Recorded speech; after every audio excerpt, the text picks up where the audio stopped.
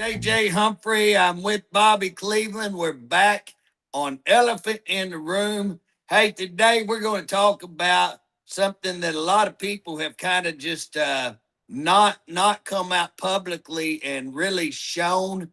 I think this is a big, interesting subject right now. I think we are starting to see the light get shined on some of what DHS is involved in, some of what these courts are covering up, how they're involved, how it's a big cabal in the whole court system throughout the state. Payne County has been shining some light on a lot of that, but I've got a case today that has really been out there in the public, and a whole lot of people have not heard this incredible story. So I got Rosario Chico here today, and me and Rosario have been friends for the last probably 4 years. When I found out her story, I've been very involved in her story. She is the producer of a very popular page called Page Six. So if you want to check out what's going on with her story and many other stories across the state, they keep up on that. Go to Page Six, spell out page, spell out six. That's the page that she does and produces. You can also catch me on JJ4OK.com, JJ4OK.com. So, and again, a lot of people just call her by her last name. I've known her by her last name. So I just call her Chico. She's okay with that. So, Chico, tell us what kind of started in your case. Just give us a little detail so people will know what started your case, how you got involved with that, what the courts bring us up to today. Mm-hmm. So I'll try to keep it very brief, but thank you so much for having me. The page that JJ was talking about is Page Six Oklahoma. And that was really born out of a necessity to have a platform that would tell these DHS stories and family court stories, which is something that the news used to not do. We've been pushing so hard, JJ included, other advocates, myself, that now the news does have interest in those stories and has been picking them up for the past few years. But I came in contact with the court system. I moved to Tulsa, Oklahoma to work as a TV producer for the First 48. I worked for My 600-Pound Life, Say Yes to the Dress, TLC shows, murder shows, true crime shows. And unfortunately, I was in a marriage that had domestic violence in it, and my ex also has addiction issues. And so I found myself in the court system, but the creator of the First 48, he did a sizzle, which is like a pitch for a new show, and it was at Mabel Bassett. And so he called me and he hired me to go out there and film. And I was a shooter producer, which is whenever you're a producer and you're also the camera at the same time. And I went to Mabel Bassett, and I was there to film a show about cosmetology, prisoners, learning how to do their hair so that they have people's hair so that they have a trade whenever they leave prison. And it was their graduation that I was filming. And during that time that I was filming, I actually ran into Tony Hall. And Tony Hall is a domestic violence survivor, but I learned her story while I was there. And she was graduating from this program, and she was going to serve 33 years in prison. And it was for failure to protect. I don't remember the exact charges and conviction, but she, the actual abuser of her children, received, I believe, less than 2 years, and I believe that was just in jail, not even a prison. And to me, she was the example of what happens when you don't report domestic violence or something happening in your home. Whenever she was doing her graduation, I was filming her, and her children were there. Now, she lost her children and went to prison whenever her children were little. And so whenever I was filming, her children were towering over her, taller than her. They were crying, she was crying, and I was behind the camera crying.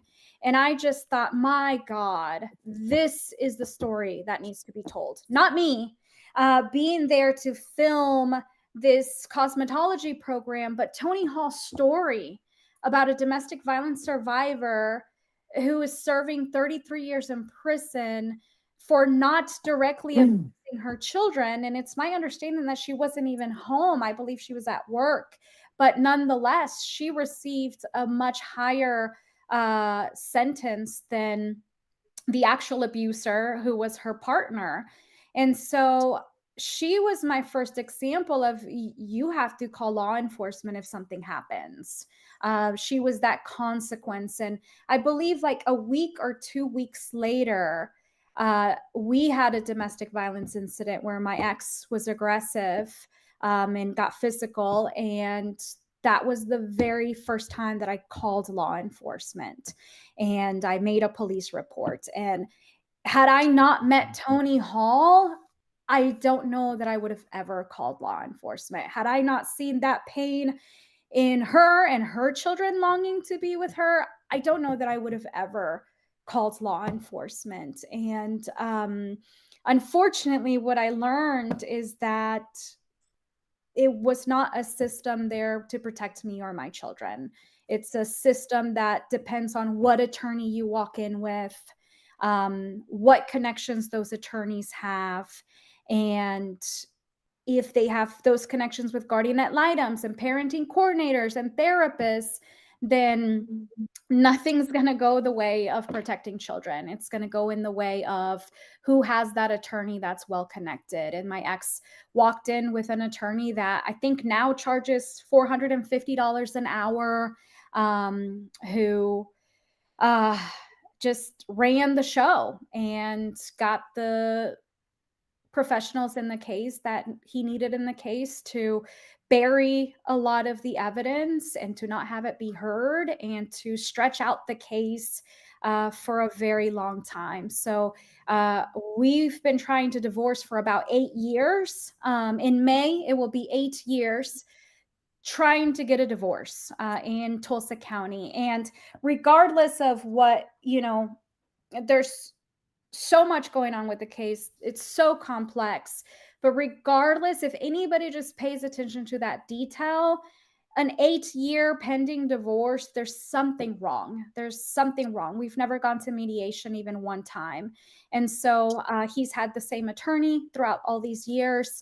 He's supposed to be one of the best. And so I think one of the best can get a case done faster than in 8 years, no matter how you want to paint it. And so fast forward, I found that the system was not protecting my children.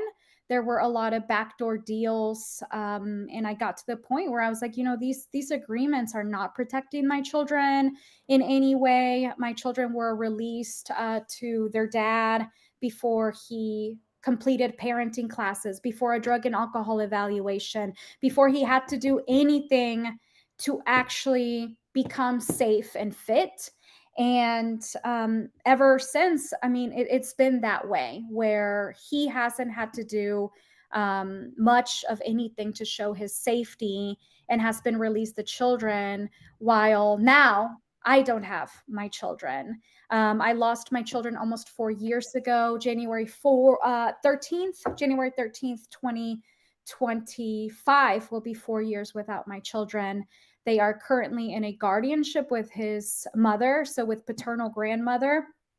And she's not even in the state of Oklahoma, wasn't a resident of the state of Oklahoma, but she got guardianship to be able to protect her son from any accountability. And she has left the state maybe about a year ago and just left the kids to him, even though there's a protective order where he can't be near the children 100 feet. But everyone's ignoring that protective order. And that protective order right now is in family court. It was merged to family court. And since we're in guardianship court, the family court has stayed. And so is that protective order. But I have never given up my right to have that heard and they're just skipping all the steps. I mean, just like they did the beginning of the guardianship. I'll kind of rewind a little bit, but the first time that DHS failed my children that I thought was just so severe and significant was we had a domestic violence case. My ex was charged with it, and the district attorney called DHS. And I had begged the assistant district attorney to please don't call DHS. They're not going to do anything. We had already had an investigation. The guardian ad litem, it was clear that she was an advocate for the father and not for the children.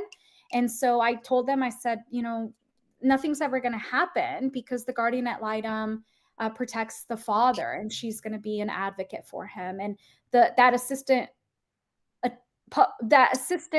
district attorney told me, the guardian ad litem's not doing her job. We need DHS to investigate. And so my children were forensically interviewed. At the time, I didn't know what any of that was or what it meant. And I was expecting child physical abuse, but what happened in that forensic interview was my little girl disclosed child sexual abuse. And that turned my whole life upside down. I mean, since that moment, it's been a very difficult and painful battle to protect my children. But the direct supervisor that did that investigation, her husband was friends and still is friends with my husband. And she didn't tell anybody. She didn't recuse herself from the case. She continued to do the case, and she closed down that case, and she unsubstantiated as well as ruled out. And she is a large reason why my children have gone unprotected for all these years. And years later, she had my oldest child in her home for cello lessons, and just a complete disregard. I made the department aware, and those cello lessons were stopped. But you said this is the DHS investigator. Yeah. So the DHS, she knows your husband and they're friends. Mm-hmm. Okay. Yeah, her husband and my husband worked together, and they became friends, and they're still friends. And at the time of the investigation, she knew that. She didn't tell anybody. She had the investigation go his way, buried child sexual abuse, and had physical abuse also ignored. And years later, she had my oldest in her home for cello lessons. And, it's just, it's the theme of the case, but it also seems the theme of many cases where my case, I have a guardian ad litem, Catherine Welch, and she, from the very beginning, I couldn't understand why she was making the decisions that she was. Later, I started investigating because I knew that to be able to prove bias is very, very difficult. And so I knew I had to find a pattern, and an attorney that had sued her, filed a lawsuit, told me, go through OSCN, see all the cases they have, and start researching and seeing who they work with, who they recruit. And so I did that. I went through all the cases for opposing counsel, for the guardian ad litem, anybody involved in the case. I started learning who was who and who worked with who frequently. But this guardian ad litem, I found 4, now 6 cases, but 4 cases at the time where no matter the evidence, this guardian ad litem always recommended sole custody to the clients of my opposing counsel in Scott Johnson. And that's who my ex uses. And so I realized very early that, it was a case that was bought and paid for. And it's someone that this attorney recruited so that he would have cases go his way. And even though there was domestic violence, she recommended right away 50-50. She describes my first interview with her as, I came, unloading or to bear. I don't remember what terminology she used, but she wasn't expecting on seeing all the evidence of substance abuse, child abuse, stuff that existed. And so But she has helped bury that. And she recruited for the guardianship. So DHS investigated again in 2021. They did an audit of my children's cases and they contacted me, and I audio recorded it because I didn't trust DHS. But I audio recorded, and they told me that my children's cases didn't go the way they should have, that they had violated policy, and they wanted to investigate again and make right those investigations. But I'll back forward. That first child sexual abuse investigation where child sexual abuse came out, I went to go work for DHS after that. I couldn't understand at all in any way. My whole world got turned upside down whenever they told me, and I couldn't understand. And I remember like just being confused and even in denial and asking them, how do you know? How do you know? And they tried not to give you very many details of what's disclosed in a forensic interview, but they turned my whole life around, and then they returned the children to him. They didn't conduct a thorough investigation. They hadn't. Now, did you go to work for DHS? Yeah, I went to go work for DHS, and I didn't want to be the mom that would say DHS failed my kids. I wanted to know by experience, by policy, by training that, yes, my children were failed by DHS. And, a lot of it, is also, it's my children. I couldn't believe that DHS told me what they told me about the forensic interview. And then they just return the children to the abuser, and they make it go away, and they didn't conduct a thorough investigation, and their documentation shows that. And in my years, I worked for DHS for almost 6 years, and I have never seen anybody treated the way I was treated. I have never seen a case be dismissed where in a child safety interview, the parent is told me, we're not going to investigate anymore. We're not going to do anything. And yet you have still not gone to the home of the parents. You haven't called collaterals, which are like references, whoever parents give. They didn't do a forensic medical exam, which they said that they were going to initially. And I didn't know anything about, this stuff or how anything worked. But I went to go work for them for almost 6 years. Well, in that time, and again, I want to back up. I want to hit reverse because I think for me, one of the most important things that you left out was that DHS, correct me if I'm wrong, that DHS told you that you had to get those kids out of that home because they were going to be looking at charging you with neglect. And again, you've already told us the story about how you went to prison, how you used to be a producer and you were viewing that and saw this lady in prison on that charge. Now DHS is telling you that you have to remove your children or you're going to be charged. You take your kids to a shelter to protect them, and the district attorney files child stealing, kidnapping. I said kidnapping. It could be child stealing, but DA files charges on you going over into another state and having you arrested in another state on some of the most serious charges. You've already said there wasn't a divorce. You haven't even settled your divorce. So my understanding, there wasn't a custody agreement. So it's not like you violated some custody agreement. How do you steal your own kids? How do you get charged with that? And is that charge still pending on you? Yeah, so DHS contacted me, and I think they blurred lines. I was really scared to do any investigation because the guardian ad litem had told me to not call law enforcement. Don't take the kids to the doctor if they present with marks and bruises. Don't call DHS. If I did any of those things, I was going to lose my children. That's what Catherine. So hold on. Right now, were you working for DHS when that occurred? Mm-hmm. Okay. But you were new in that. Now, if somebody told you that, I mean, that's right the opposite of the advice the guardian ad litem should be saying. If you see bruises, immediately get that documented, immediately document it through somebody other than yourself.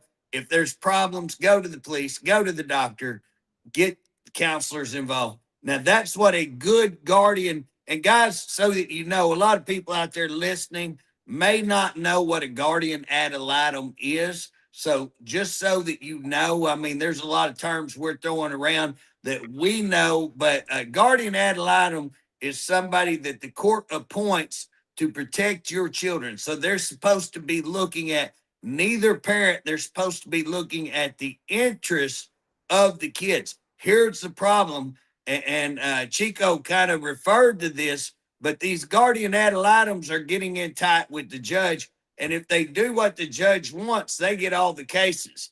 If they make it rough and if they actually come in and fight for the children, guess what? They're not going to get too many cases. They're not going to get any assignments. And so what you see is this big cabal going on in family court to where you get the same people and they're listening to the DHS people oftentimes and we're certainly not saying all DHS people and Chico can attest to this. There's lots of good workers out there mean to do great, but a lot of your administration and according to where you are and what offices you are, there's just a lot of problems throughout the state. And this cabal of the court system is one huge problem. The guardian ad litems being subject to either the courts or subject to some of these attorneys being paid off, bought off, whatever you want to say. And again, you can see these reports. So it's not us thinking this. You can see reports just like Chico's saying. What that guardian ad litem was advising her is right the opposite. I mean, totally opposite of what that guardian ad litem should be advising for those kids. So I hate to interrupt, but I want to make sure everybody understands that. So basically, they're telling you to protect these kids, and you're taking your kids to a shelter, correct? Yeah, so they called me, DHS called me, and they actually called my work computer because I was so terrified that here comes DHS again, I'm going to lose my children, right? And DHS called my work computer because they could see when you're on Teams. So the DHS workers investigating my children's case, both the supervisor and the district director, they called my work computer and I spoke to them and I recorded, and they told me essentially, I don't remember the exact wording, but I could get a failure to protect. And so I agreed. I didn't want to at all. And my attorney at the time said, you have to comply with the investigation. And I didn't want to. And DHS was like, your attorney's right.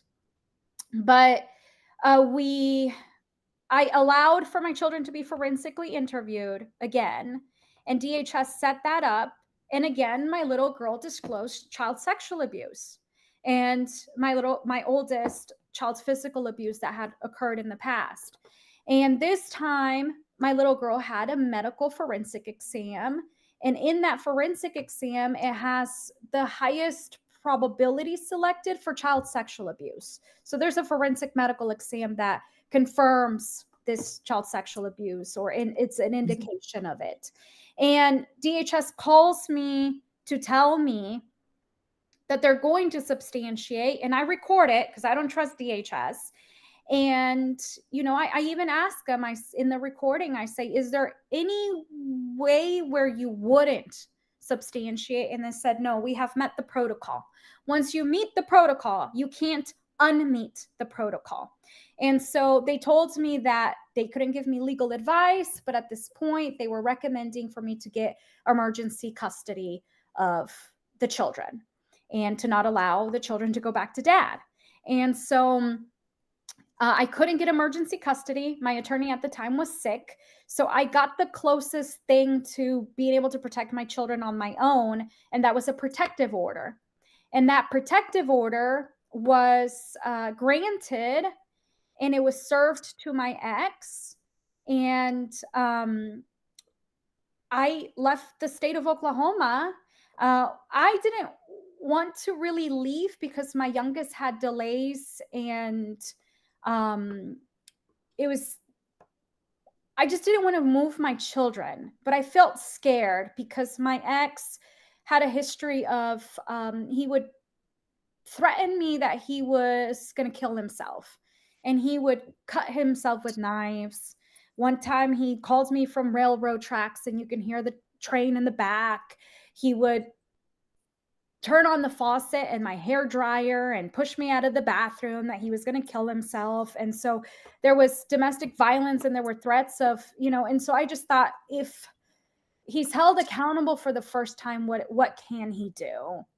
And my legal team didn't want me to be in my house. They thought it was dangerous. And so I left my home.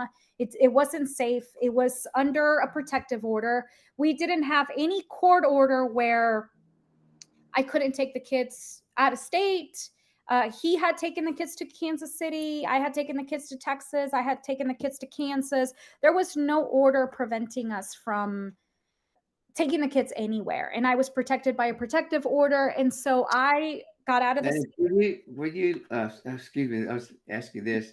When you left the state, did you leave with your kids? Yes. I had my kids with a protective order. And What are their ages? now my oldest is 15 years old. My middle child is 10 and my youngest is 8. At the time, my little girl was almost 6. My oldest was 11 and my little guy was about 4 years old whenever this happened. But a thing too is, it was still during around kind of COVID times. So it was so difficult to find a domestic violence shelter. It still is very difficult. Domestic violence shelters need so many resources and donations and people to help. And I hope that people devote that time to helping and donating. But I could not find a domestic violence shelter in Oklahoma. I couldn't get into one. I called Kansas, I couldn't find one. I called Texas, I couldn't find one. I called New Mexico, I could not find one. And my little guy got sick. He got diagnosed with an autoimmune, and he got sick, and I didn't know what was wrong with him. I took him to urgent care, and then I took him to the ER, and then the ER turned us back, and then I took him to the ER again, and then turned us back. And I called this doctor, and I was like, there's something wrong. And the doctor said, come here. I will make sure that he gets checked out. You're not going to get turned away. Come here. And so that doctor was in Arkansas. But also, what happened regarding Arkansas was my legal team, somebody in my legal team they were trying to get help, and I was trying to get help too. And they contacted the U.S. Attorney's office here in Oklahoma. And the U.S. Attorney said for me to go to the Mexican consulate to try to get help, once they realized that there was this collusion between the attorneys and the judge, and that, the kids may not be protected. And so the U.S. Attorney office recommended that I go to the Mexican consulate. And that was, at the time, the jurisdiction, if you live in Tulsa, it was in Little Rock, Arkansas at the time. Now, now there's been a consulate open in Oklahoma City. But at the time, that wasn't my jurisdiction. It was Little Rock, and there wasn't one in Oklahoma at all. And so I followed the directive of both a doctor, because how can I not follow the directive of a doctor, and also a Mexican consulate, a U.S. attorney telling my legal team to try to go get help at the Mexican consulate, which was in Little Rock. And I was about where I was arrested for child stealing. I was at a domestic violence shelter, and it was about 20 minutes from Little Rock, Arkansas, where I was trying to get help on migrating the protective order over there, just trying to get help on what was happening.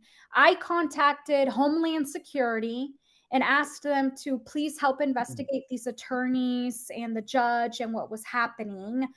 There's documentation on my end for that. Law enforcement knew that I was protecting my children. DHS knew that I was protecting my children. Everyone knew I was at a domestic violence shelter, even opposing counsel. Everyone knew. The district attorney, Steve Kunzweiler in Tulsa, he knew that I was trying to protect my children, and he still criminally charged me with child stealing. And the reason they did that was because the grandmother went and got a guardianship of the children. And they did that. You're not given a heads up before they do that. I was already out of the state with my children whenever she went and got a guardianship. But I what thought she moved out of state. well, a year ago she moved out of state. She's not a resident of Oklahoma, and she never was. But these attorneys were able to figure out her getting guardianship of the kids. So let me stop and let me summarize for everybody. So I want to make sure everybody understands this, that she basically came forward with abuse because she had went out and saw what happened to a lady in prison about abuse. She came forward with the abuse, not knowing any sexual abuse. As they get into the whole case, the sexual abuse comes out. She takes the kids, and she's working through the consulate. And guys, here's the other part of this. I can verify a lot of what she's saying. Now, I didn't get involved until after this incident at Arkansas happened, but shortly after that is where I step in and come into the scene. And I personally wrote the consulate for her in her behalf. And so I've been involved in her case since then. And everything she's saying, most of this case, not only do I know to be true, but I was involved in writing stuff and documenting stuff. And we've presented her entire case to the Capitol with evidence, and her attorney presented all this evidence in this case. And yet nobody will come to aid. Nobody will step in, force the DA to, like right now, this charge of child stealing, 4 years old, I guess, and you still have it pending. Yes, and that's also an issue, right? So if people want to question the facts, or it is a very complex case, a criminal case to be pending 4 years, that's not okay. That's a violation of my speedy trial. And And we're talking about child stealing, 4 years child stealing. And again, the reason they don't want to go, the reason it is pending, is because they know if they take this forward, they're going to lose. They know the facts of the case. They know that you didn't steal your children. They know they can't prove that you stole your children. You had absolute custody. You had all the right in the world. There was no custody agreement. There was nothing to stop you. You're actually doing what DHS says. You're actually taking your kids to a shelter, protecting them against physical abuse and sexual abuse. And guess what? They arrest you, give the kids to the grandmother of this guy who is not a in-state person.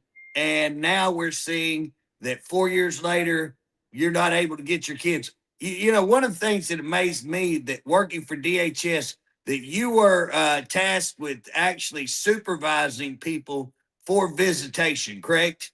yeah. So right now I'm on supervised visits with my children. But Right.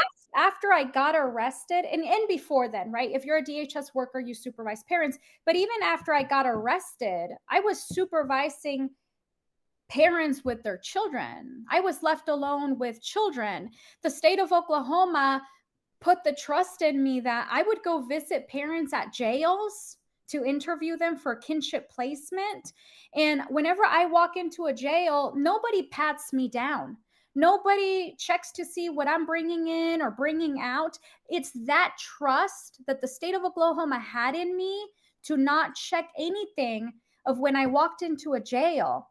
But yet, I can't have my own children in a private guardianship. I was working for DHS, and my own supervisor told me at the time She said, I know that you haven't been found unfit by DHS because you wouldn't be working here if you had. So DHS knew that this guardianship was a sham guardianship case. And so I continued to work for DHS. But what happened with being able to obtain the guardianship, the guardian ad litem violated the court order of her appointment and violated Oklahoma law. And she helped recruit an attorney for grandma. And that attorney was also the guardian ad litem's adoption attorney for her own adopted child in her own personal life. And they thought I was never going to find that out, but I'm an investigative producer, investigative journalist. And so I did find out. And so this guardian ad litem violated the court order. She's in contempt. And she violated Oklahoma law and wrote an affidavit to her own adoption attorney to represent grandma. And that's how they got the guardianship. And the same judge, my case should not have happened many times over, but the same judge that granted the protective order, he turned around and ended up granting the guardianship. And he retired that same day. But there's a rule that a judge cannot rule on a case if he's already ruled on a form of a case. So that guardianship should have never even been signed, or they should have gone to another judge. But of course, that judge retires that same day. And then they go and recruit another judge that has a lot of, so they got the emergency guardianship case, and then they went and recruited the probate judge, who's the district judge, and he has a lot of favoritism for this guardian ad litem. It's well known. Let me stop you right there, just so everybody can stay up what we're talking about, because there's a whole lot to digest of what she just said. So I want to break it down to you. So she's told by DHS, go take your kids and protect them. She's got the consulate saying, go to Little Rock. She's got a doctor over in Little Rock. So that's how we end up in Arkansas. There was a reason why she ended up in Arkansas. She's got the kids in Arkansas at a shelter when RDA here in Tulsa County, which is, hey, you can go look him up. He got a lot of questionable behavior. Okay. And Kunzweiler files charges of kidnapping. Now, here we get back in Oklahoma, and what they're trying to do is take her kids and give custody to grandma because she has these bogus charges on her, which is the whole thing that they've done for the last 4 years, is keep these bogus charges over her so that they will have a reason to take her kids.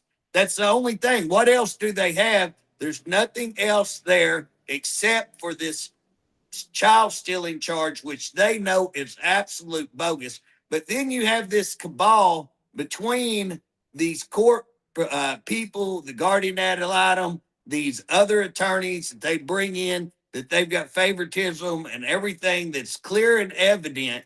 And all of this time, they're backdooring everything, working together, collaborating together, using the DA's office, working through the DA's office. Here's DHS, knowing all of this stuff is going on, letting her continue to work, letting her supervise other families and to supervise visitation. When she has to get visitized supervision, she has to have somebody else be over her. It's insane, guys. When you look at her case, what she's telling you is insanity. And anybody in real quick time can look at whether it's having a divorce that lasts 8 years, whether it has a child stealing of stealing your own kids, for 4 years, whether it's DHS telling you, you got to do this, and then the DA actually arresting her for doing what DHS said and is documented, or whether it's the DA using his office to weaponize his office against her,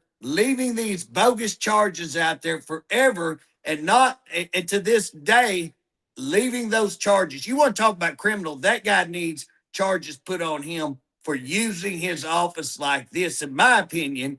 And then, and correct me if I'm wrong.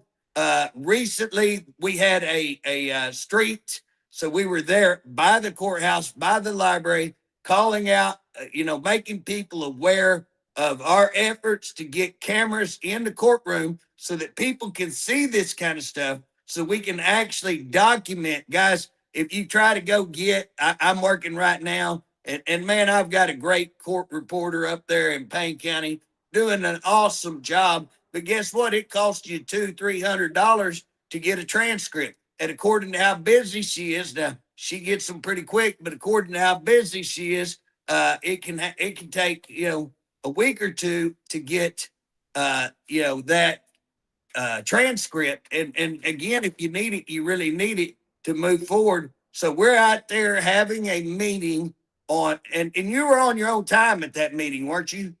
Yeah, so I don't work Mondays. I didn't work Mondays, and so that was on my own time. Right. So we're out there on your own time.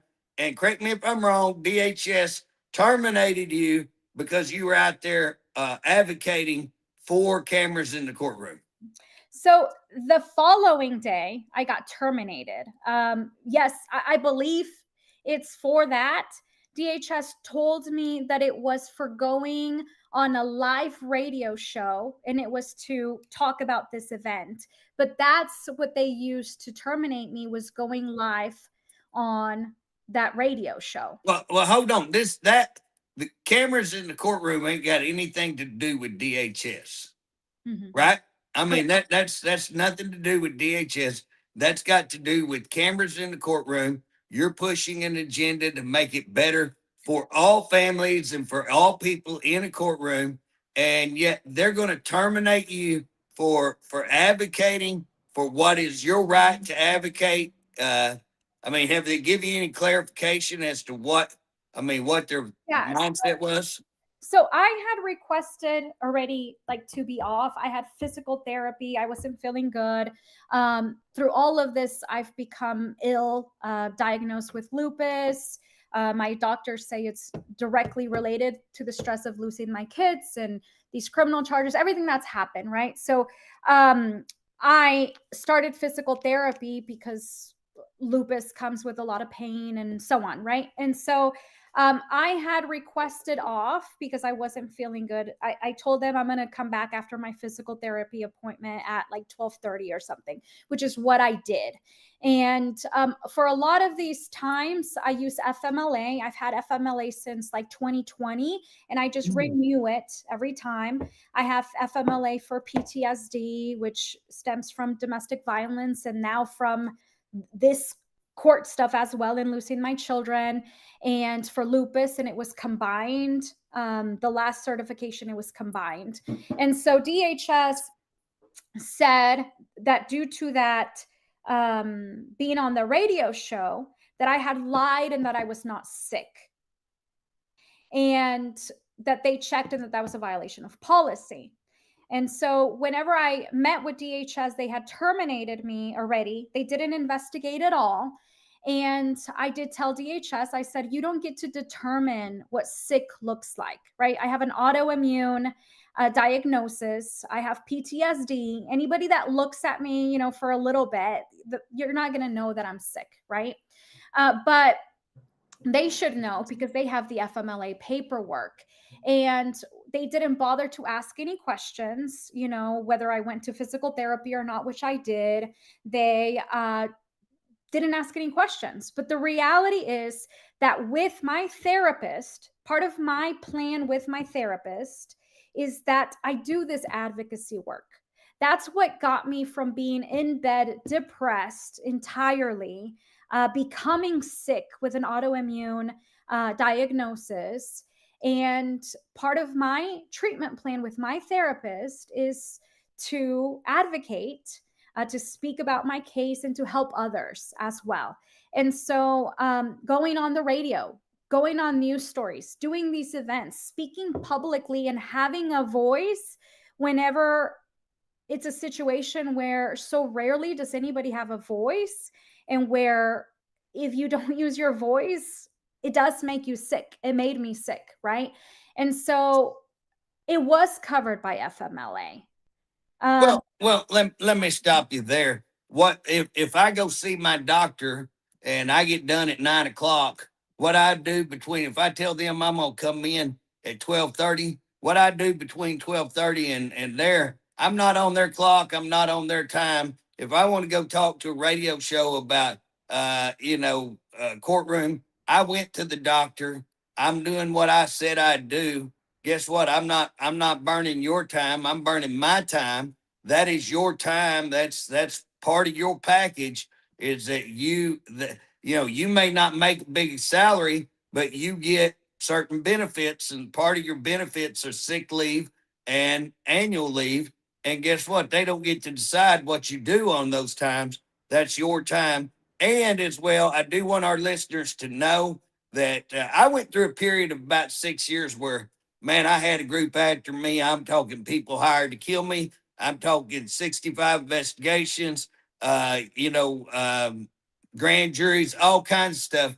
Guys, I literally, at times, I went to 2 different doctors over having a heart attack. Turned out I wasn't having a heart attack. Both of them just said, hey, you're just stressed to the max. And they said, you don't realize, but you're going around so tense that your muscles are tense all the time. And that's why you've got chest pain. That's why you've got all these pains. Or you're just walking around tensed up. And they actually recommended muscle relaxers. I never took them. I just like, hey, if I know that I can fix this problem. And I had all kinds of stomach issues, and just stress will kill you. Stress will kill you, and will cause a lot of different sicknesses. And again, one of the ways that I dealt with that was exactly what you're talking about. I become a vice president of FOP. I started representing people who were wrongfully fired. I started fighting back. I started all of our court stuff. And guess what? It took 6 years. But that's I never took anything. But that was my way of dealing with that, is to quit being the victim and start fighting back and start becoming more control. I took back my control by doing that. And again, being that advocate, and really, Chico, that's why I'm here today as a representative. And that's why I'm working with you and other people, because when somebody walks in my office, had I not went through all that, I would go, oh, I don't believe all this. I don't think all that. But no, I sit down and go, okay, what do you have to verify? Guys, I can tell you, Chico's not just talking. She has mountains and mountains of evidence of everything she's saying. We've had her in hearings. It's not maybe, it's not, Okay, I don't JJ. know. JJ, Yes. what is their reason for doing this? Well, I mean, I've feared being fired since January 20th. The first time I got pulled into an office with a deputy director, a deputy director of the whole region, you have to be pretty special for that to happen, was January of 2020. They found out that they had failed my kids and that I was a TV producer. So I got pulled into a meeting and they asked me, why was I working there? And I said, I thought I already mentioned this in the interview. And they asked me, are you here to write a book? Do you want to do a documentary? Do you want to expose DHS?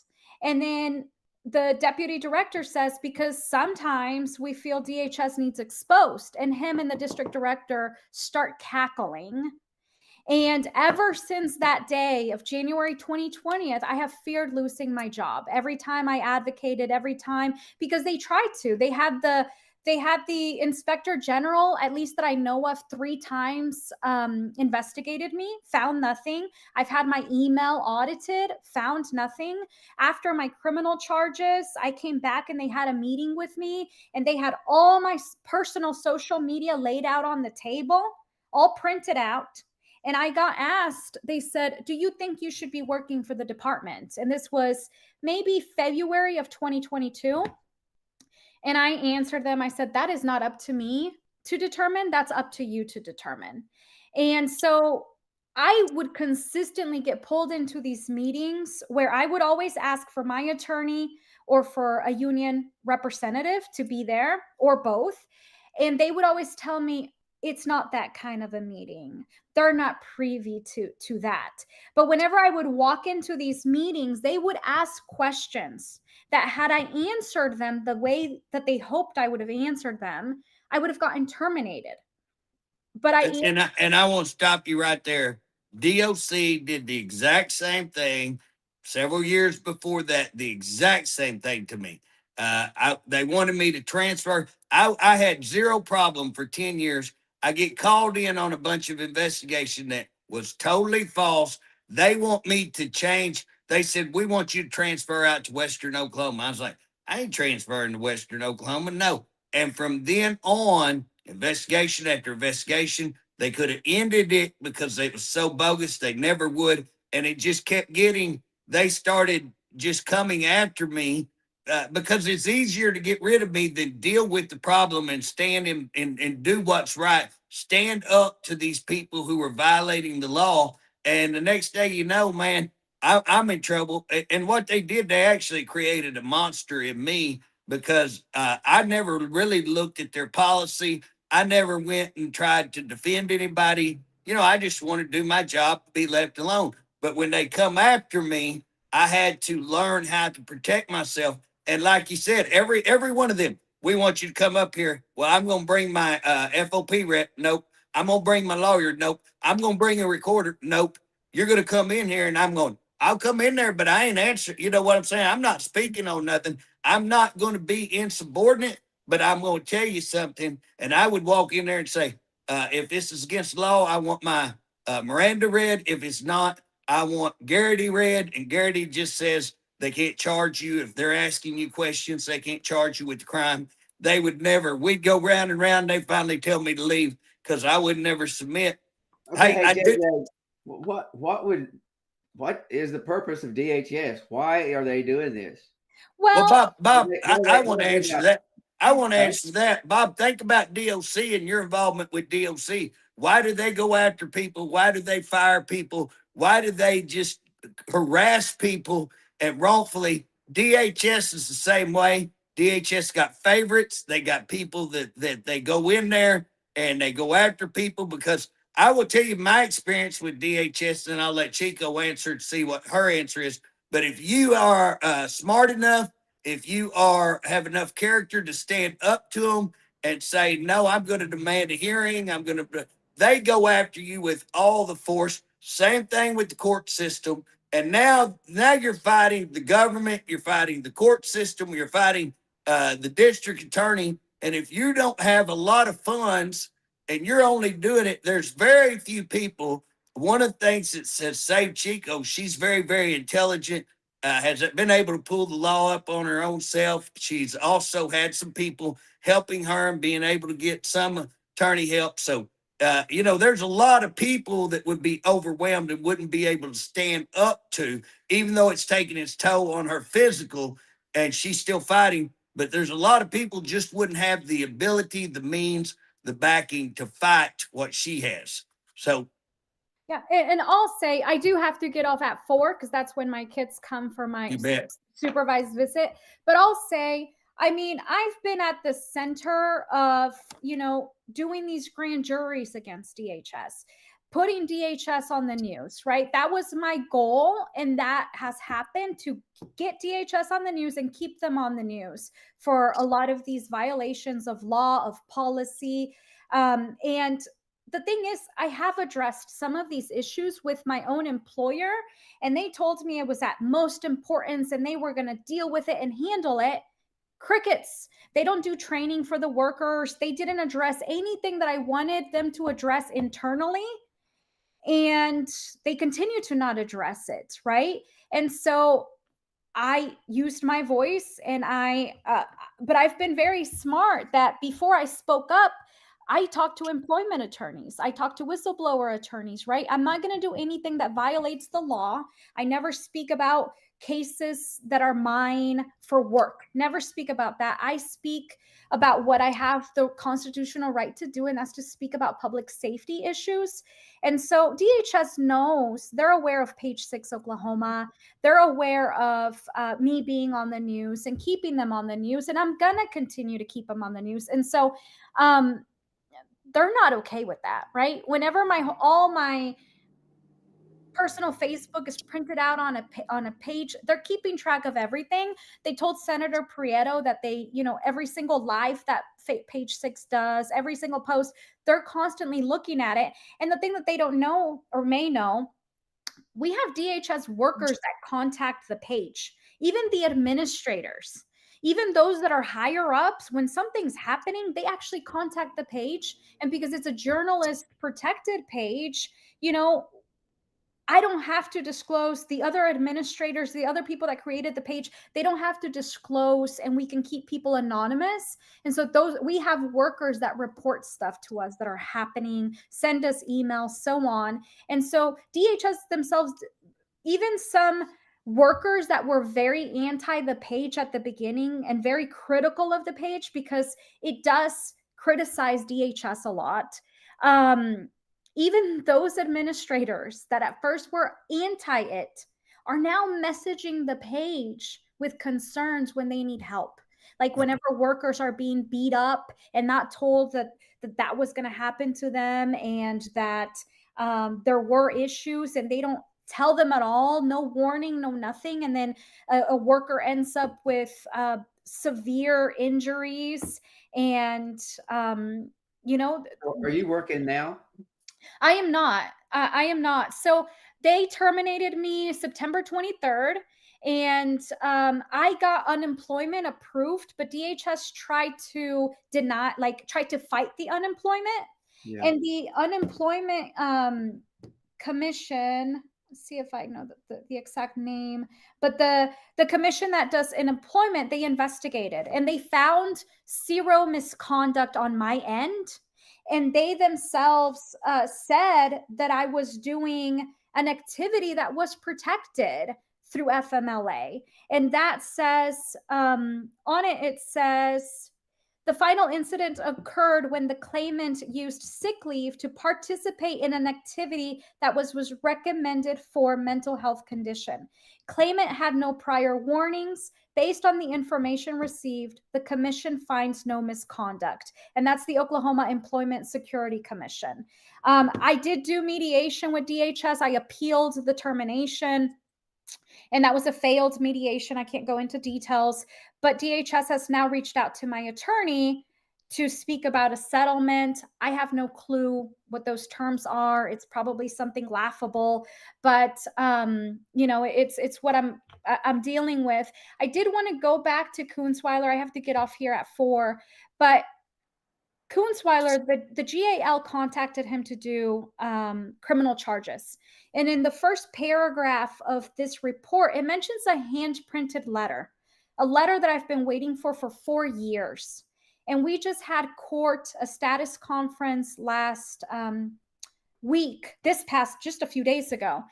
And after 4 years, and we think it's a very damning letter, whatever it is that they used to charge me is a very damning letter. He said to the judge and to us that no letter exists. No letter exists. Yet the letter is on the first paragraph of the report that the DA's office did to be able to criminally charge me. And now they're real quick. How could both of y'all? How can we help? JJ, here's the deal. I mean, DHS went after me recently saying that I kept a file, which was completely false because I could verify it. And the reason is because they had to destroy that because they're under investigation on the deal. But here's how we help. We keep getting the word. That's why we got Chico on here today. We're putting the word out, Page 6. Watch what we're doing in Payne County because we're going to spread it. We tried to do a grand jury in Tulsa. Guess what?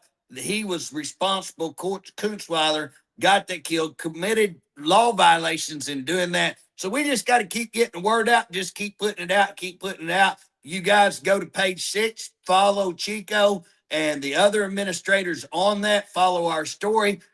Stay tuned to Justin Humphrey Facebook or to jj4ok.com and just watch the videos we're putting out.